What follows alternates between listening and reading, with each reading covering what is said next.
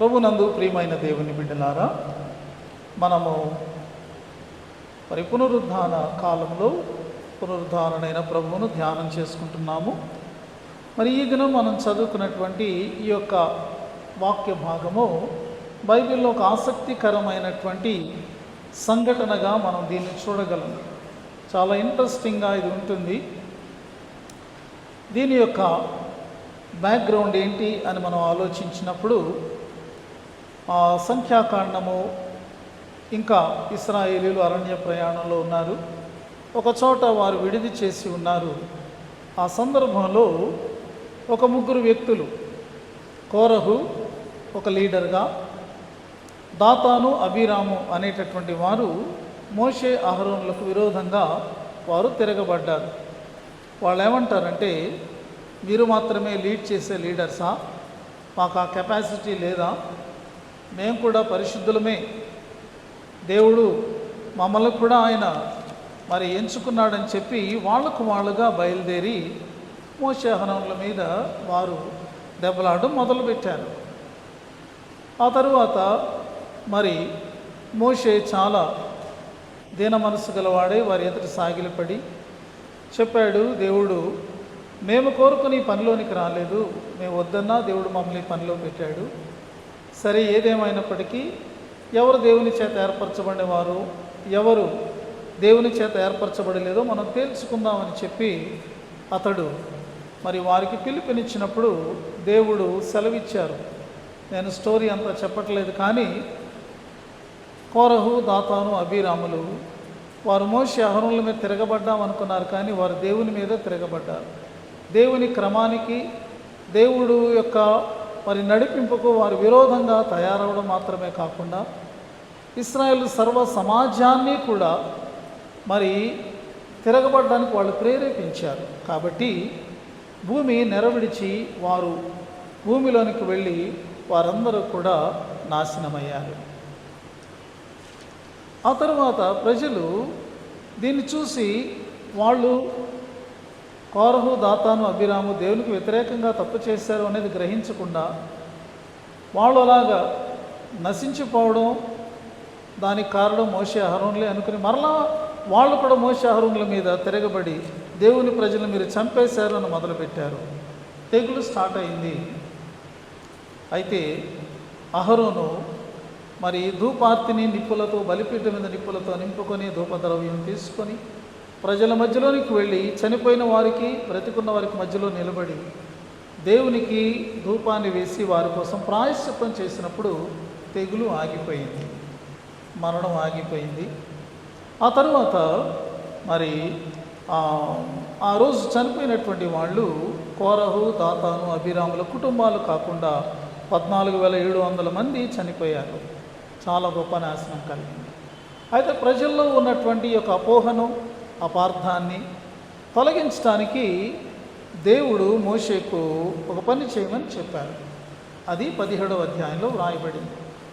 గోత్రానికి ఒకటి చొప్పున ఒక్కొక్క గోత్రానికి ఒక కర్రను తీసుకొని రమ్మని చెప్పారు.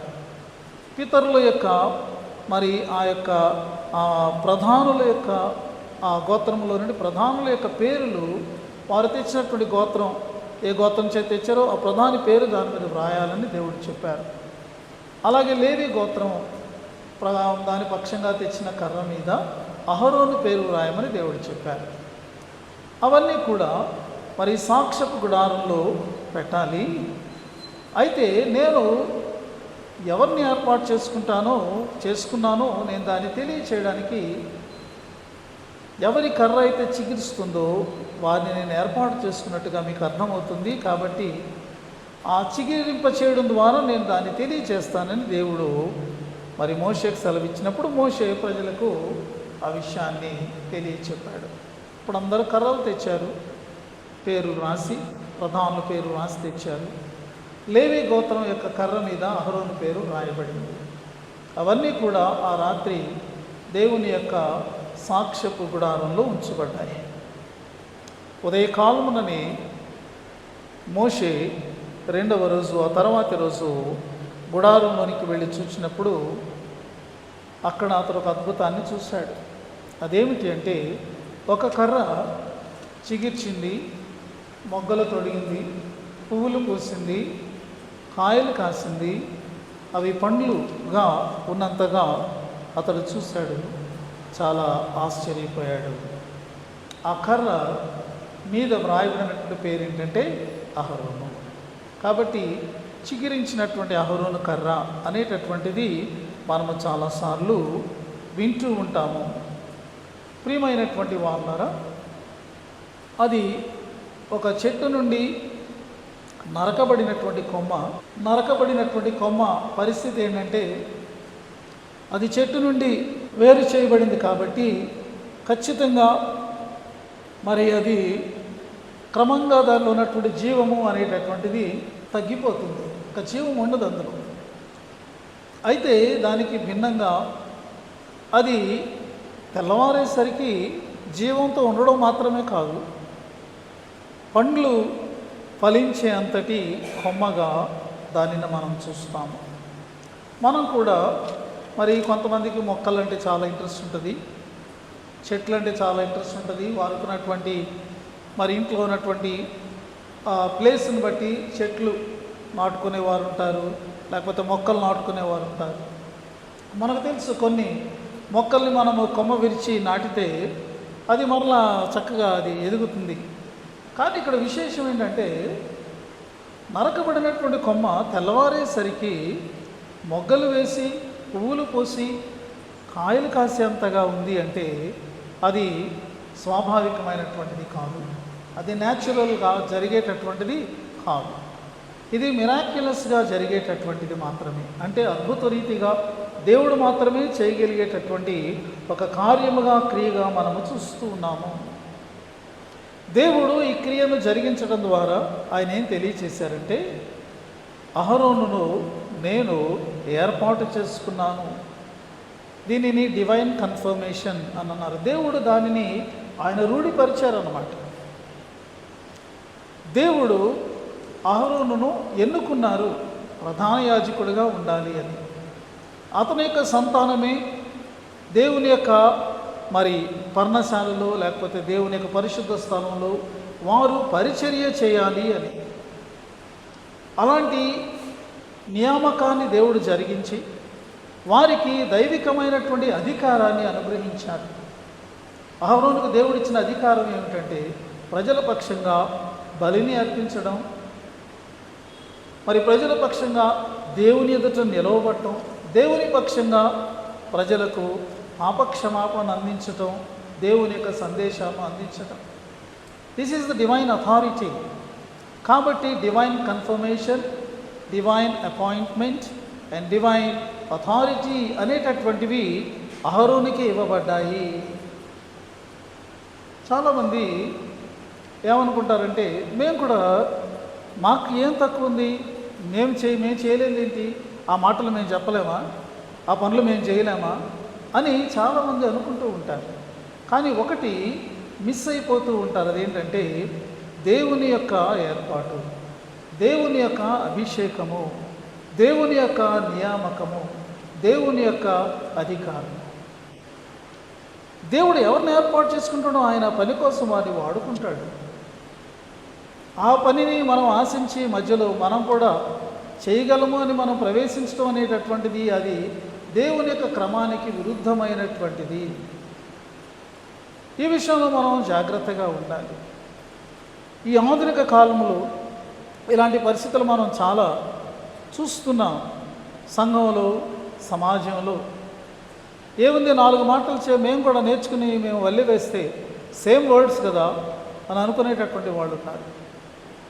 అక్కడికి వెళ్ళి మేము పని చేయలేమా, అవన్నీ మాకు రావా అని అనుకునేవాళ్ళు చాలామంది ఉన్నారు. బైబిల్ గ్రంథంలో ముఖ్యంగా పాత నిబంధనలో మనం చూస్తే దేవుడు ఏర్పాటు చేయనటువంటి స్థలంలోనికి దేవుడు ఏర్పాటు చేయని వ్యక్తులు మరి దేవుని యొక్క పరిచర్యలో కానీ దేవుని యొక్క సన్నిధిలోని కానీ ప్రవేశించినప్పుడు వారు రాజులైనా సరే దేవుడు వారిని విడిచిపెట్టలేదండి. అవకాశం ఉంది కదా, లేకపోతే మాకు అన్నీ వచ్చు కదా అనుకుని ప్రవేశిస్తే దేవుడు రాజులను కూడా వదిలిపెట్టలేదు. ఇక్కడ మనం అదే చూస్తున్నాం.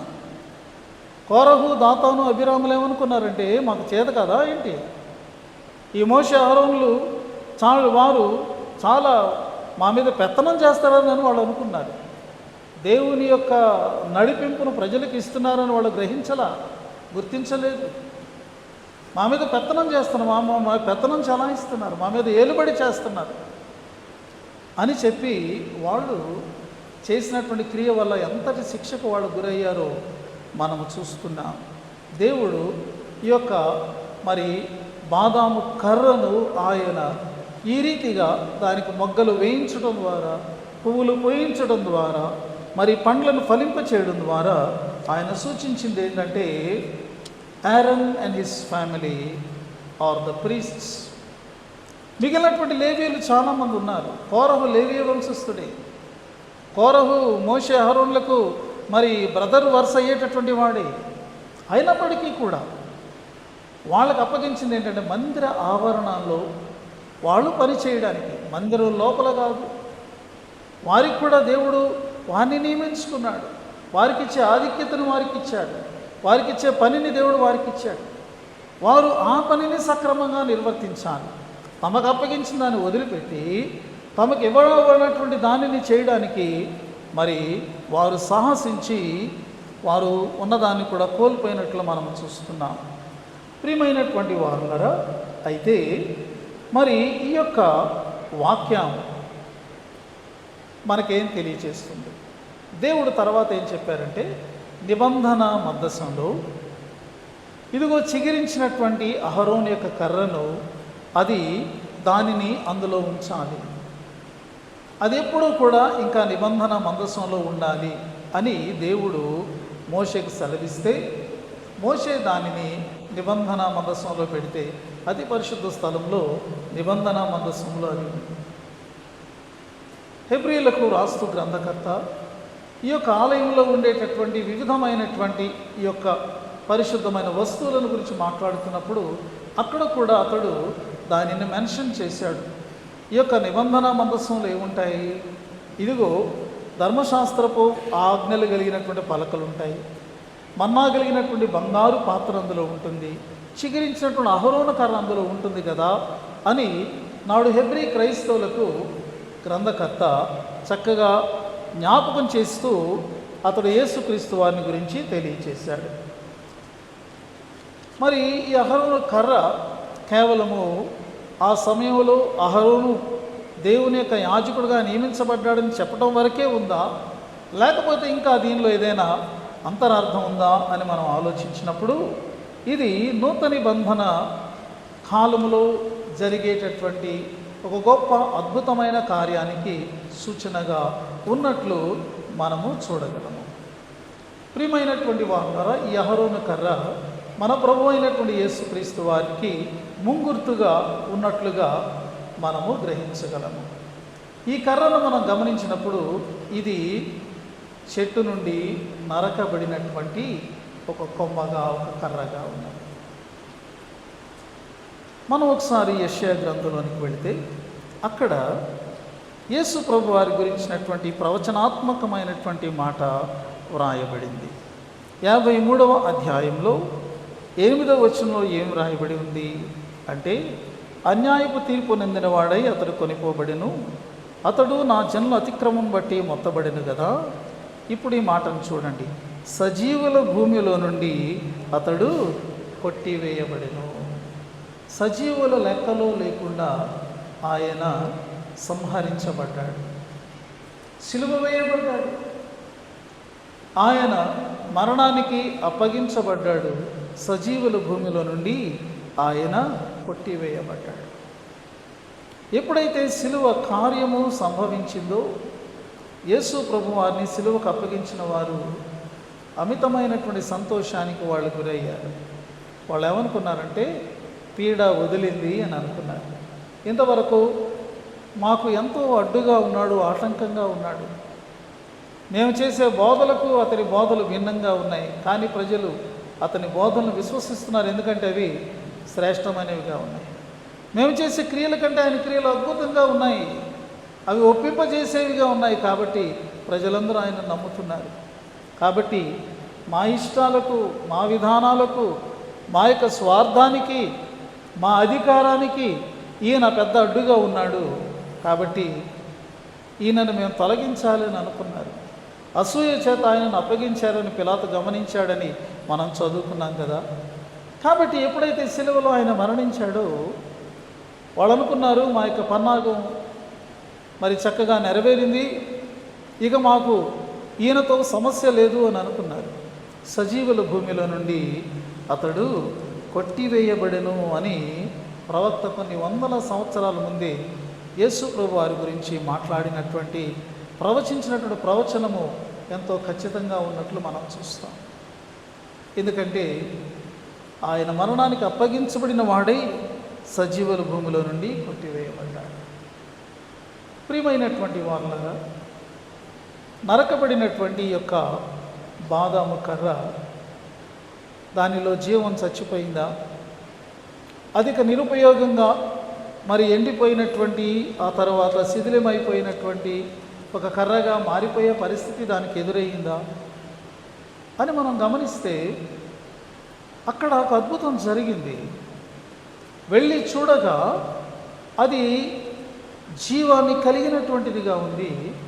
ఆ జీవము యొక్క స్పష్టమైనటువంటి నిరూపణలు ఆ కొమ్మలో నుండి బయటకు వచ్చింది. అది చిగురించింది, మొగ్గలు తొడిగింది, పువ్వులు పూసింది, బాదాము పండ్లగలదాయి, అంటే రైప్డ్ ఫ్రూట్ దానికి రావడం జరిగింది.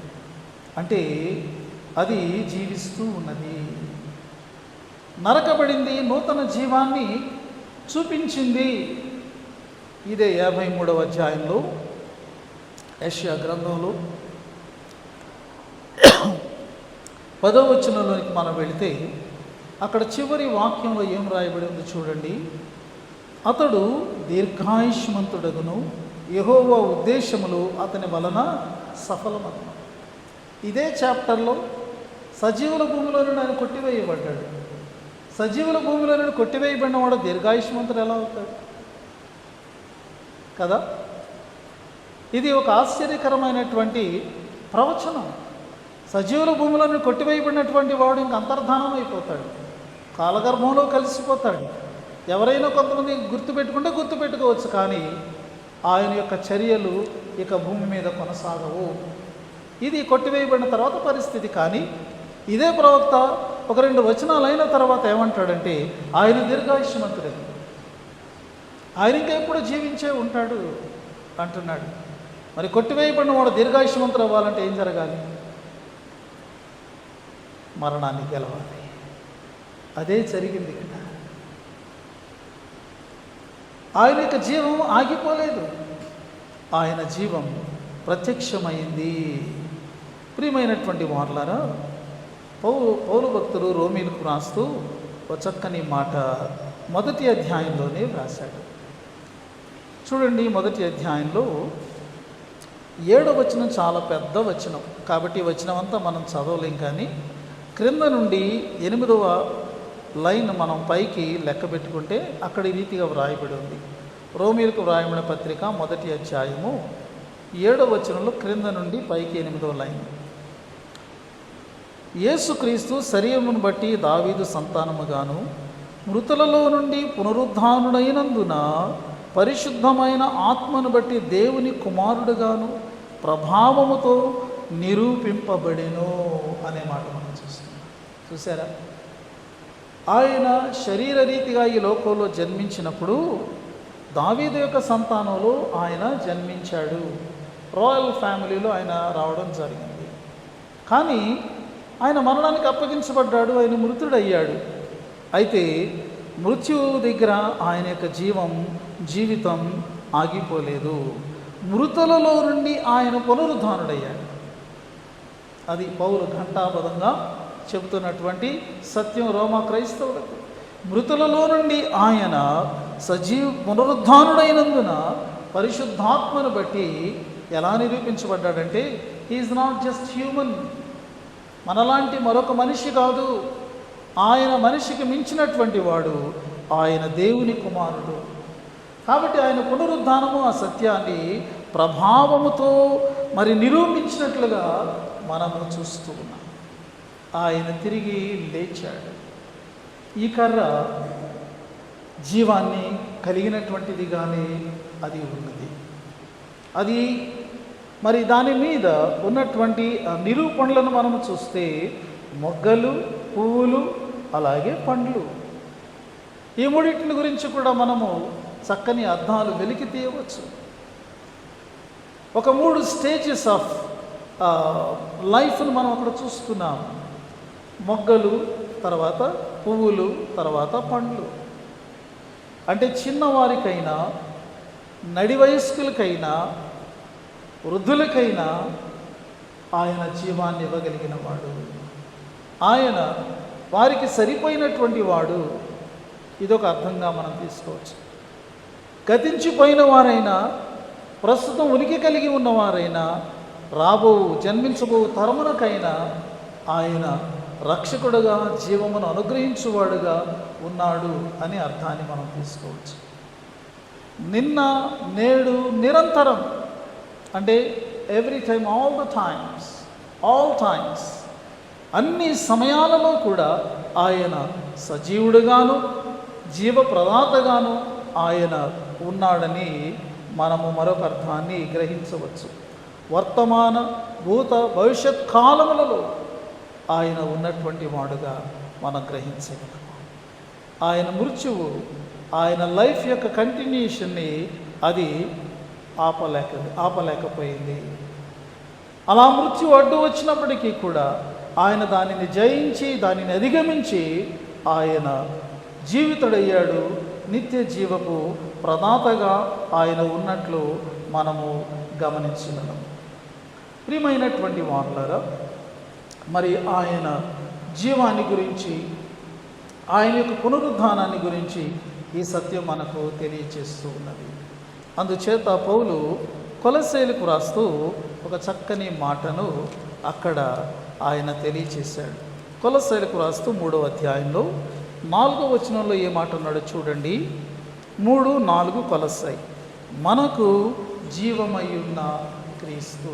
ఎంత చక్కటి మాట! క్రైస్ట్ అవర్ లైఫ్ అనే మాట వ్రాయబడింది. మనకు జీవమయ్యున్న క్రీస్తు. అలాగే 3వ వచనం చివరిలో వ్రాయబడినది ఏమిటంటే, మీ జీవము క్రీస్తుతో కూడా దేవుని యందు దాచబడి ఉన్నది. You are secured in Jesus Christ. మీరు క్రీస్తులో భద్రపరచబడి ఉన్నారు. మీ జీవము అనగా మీ భవిష్యత్తు అంతా కూడా క్రీస్తులో అది భద్రపరచబడి ఉన్నది. అది దేవుని యొద్ద దాచబడి ఉన్నది. ఆయన మనకు జీవమైనటువంటి వాడు, మనకు జీవాన్ని ఇచ్చినవాడు, నిత్య జీవాన్ని అనుగ్రహించిన వాడు, మనకు మన ప్రాణముతో సమానమైనటువంటి వాడు. ఇవి పౌలు యొక్క భావాలు అతను వ్రాస్తున్నాడు. కాబట్టి మనకు జీవమైనటువంటి క్రీస్తు ప్రత్యక్షమైనప్పుడు మీరును ఆయనతో కూడా మహిమయందు ప్రత్యక్షపరచబడదు. What a wonderful hope this is. ఎంత అద్భుతమైనటువంటి మాట, ఎంత అద్భుతమైన నిరీక్షణ! మనకు జీవమైన క్రీస్తు ఒకానొక రోజున ముఖాముఖిగా ప్రత్యక్షం కాబోతూ ఉన్నాడండి. ఆయన ప్రత్యక్షమైనప్పుడు ఎక్కడో దూరం నుండి ఏదో అనామకులుగా మనం ఆయన చూడడం కాదు. ఆయన మనకు జీవమై ఉన్నాడు. మనము ఆయనతో కనెక్ట్ అయి ఉన్నాము. కాబట్టి ఆయన మహిమలో మనము కూడా ప్రత్యక్షపరచబడతాము. ఆయనతో కూడా మనం ఉంటాము. మనము కూడా ఆయన వారమని అప్పుడు బయలుపడుతుంది బహిరంగంగా అనేటటువంటి ఒక గొప్ప సత్యాన్ని తెలియచేస్తున్నాడు.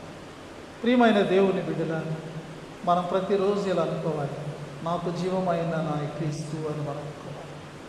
Christ my life. ఇది ఇంకా చక్కని అర్థాన్ని ఇస్తున్నది ఏంటంటే, క్రీస్తు నా జీవమై ఉన్నప్పుడు నా జీవమంతా నా క్రీస్తు కొరకే, ఈ జీవితం అంతా నా ప్రభువు కొరకే. ఎందుకంటే ఆయన నాకు జీవమైన వాడు, నా ప్రాణ ప్రదమైనటువంటి వాడు ఆయన. కాబట్టి ఆయన కంటే నాకు ఎక్కువ ఎవరున్నారు? నా కొరకు ప్రాణం పెట్టాడు, తన ప్రేమను చూపాడు, తిరిగి లేచాడు, తన శక్తిని చూపాడు, తన జీవాన్ని నాకు ఇచ్చాడు. ఆయన కంటే నాకు ప్రాణప్రదమైన వాడు ఎవరు? కాబట్టి ఈ యొక్క జీవితము ఆయన కొరకే.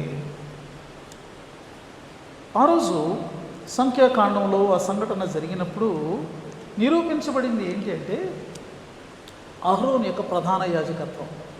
అహరోను ప్రధాన యాజకుడు, ఇంకా దాన్ని ఎవరు కాదనడానికి వీలు లేకుండా దేవుడు ఈ బాదాము మరి ఆ కర్రను చిగురింప చేయడం ద్వారా ఆయన నిరూపించారు. ఇక ప్రజలలో ఆ విషయంలో ఇక తరతరాలకి ఎన్నడూ కూడా ఎవరు మాట్లాడడానికి లేదు, ఎవరు సందేహించడానికి లేదన్నమాట. ఆ క్రమానికి వారు లోబడాల్సిందే. కాబట్టి ఆ తర్వాత మనం చూస్తే అహరోను ప్రధాన యాజకత్వం, అతని యొక్క సంతానంలో ప్రధాన యాజకత్వం ఎక్కడా కూడా మనకు మరి ప్రశ్నించబడినట్టు మనకెక్కడా కనబడదు. మరి ఇక్కడ ఇది మనకేం తెలియజేస్తుంది అంటే హెబ్రీ గ్రంథంలో 7వ అధ్యాయంలో 24, 25 వచనాలు మనం చదువుకుంటే అక్కడ మనకు మరొక ప్రధాన యాజకుడు కనబడుతున్నారు. చూడండి, హెబ్రీ 7, 24, 25. ఈయన నిరంతరము ఉన్నవాడు గనుక మార్పులేని యాజకత్వము కలిగిన వాడాయను. ఈయన తన ద్వారా దేవుని యొద్దకు వచ్చి వారి పక్షమున విజ్ఞాపన చేయుటకు నిరంతరము జీవించుచున్నాడు గనుక వారిని సంపూర్ణముగా రక్షించుటకు శక్తివంతుడై ఉన్నాడు. ఈయన నిరంతరమైనటువంటి ప్రధాన యాజకుడు. పైన 23లో రాశాడు, గతంలో ఉన్నటువంటి యాజకులు ఈ భూలోకంలో ఆ యొక్క మందిరంలో పరిచర్య చేసిన వారందరూ కూడా మరణం పొందడం వల్ల ఎవరు కూడా నిరంతరమైన యాజకుడిగా లేరు. వారి జీవిత కాలంలో వారు యాజకత్వం చేసి మరణించారు. కానీ ఇక్కడ మనము చూస్తున్నటువంటి ప్రధాన యాజకుడు ఆయన ఇక నిరంతరము ఉండేటటువంటి వాడు. ఎందుకంటే మరణము ఇక ఆయనకు లేదు, మరణమునకు ఆయన మీద అధికారం ఏమాత్రం లేదు, మరణం ఓడిపోయింది. కాబట్టి ఈయన నిరంతరము ఉన్నవాడు కనుక ఆయన యాజకత్వము నిరంతరము కొనసాగేటటువంటిది. కాబట్టి ఏమంటున్నారు, ఈయన తన ద్వారా దేవుని యొద్దకు వచ్చేటటువంటి వారి పక్షమున విజ్ఞాపన చేయడానికి నిరంతరము జీవించి ఉన్నాడు. మనందరి పక్షంగా తండ్రి యొద్ద నిరంతరమైన విజ్ఞాపనకర్తగా మన ప్రభువు ఉన్నారు. కాబట్టి ఆయన ద్వారా మనకున్నటువంటి గొప్ప మరి నమ్మిక, లేకపోతే మనకి మన నిశ్చయిత ఏంటంటే మనను సంపూర్ణముగా రక్షించు శక్తివంతుడిగా ఆయన ఉన్నాడు. ఆ రోజు అహరోను యొక్క ప్రధాన యాజకత్వము అది కన్ఫర్మ్ చేయబడితే పునరుద్ధానము ద్వారా యేసుక్రీస్తు నిరంతరమైనటువంటి ప్రధాన యాజకుడు అనేటటువంటి సత్యము కన్ఫర్మ్ చేయబడింది. గతంలో కూడా నేను చెప్పాను, నీ కొరకు ఒక ప్రధాన యాజకుడు ఆయన నిన్ను చాలా ప్రాముఖ్యంగా ఎంచుకుంటున్నాడు. నీవు లేచిన పడిపోయిన ఆయన నీ కొరకున్నాడు. నీవు పడిపోతే అయ్యా నేను పడిపోయానని చెప్తే నీ కొరకు విజ్ఞాపన చేయడానికి ఆయన నీ రిప్రజెంటేటివ్గా, నా రిప్రజెంటేటివ్గా, మన హై ప్రీస్ట్గా అక్కడ ఉన్నాడు. ఆయన మన కొరకు అక్కడ ఉండగా మనల్ని ఆయన సంపూర్ణంగా రక్షించుకుంటాడు. కాబట్టి మనం ఆయనను ప్రధాన యాజకునిగా కలిగి ఉండాలి. మరణించి తిరిగి లేచేటువంటి ప్రభు అద్భుతకరుడు, అద్భుతాల్లోకెల్లా అద్భుతం. కాబట్టి మరి ఇటువంటి ప్రభు యొక్క మరి ఆయనను వెంబడించడంలో, ఆయన శిష్యత్వం చేయడంలో, సేవకత్వం చేయడంలో మనం ముందు కొనసాగిపోదాం. పరిశుద్ధాత్మ దేవుడు అలాంటి కృపను మనకు మెండుగా అనుగ్రహించునుగాక.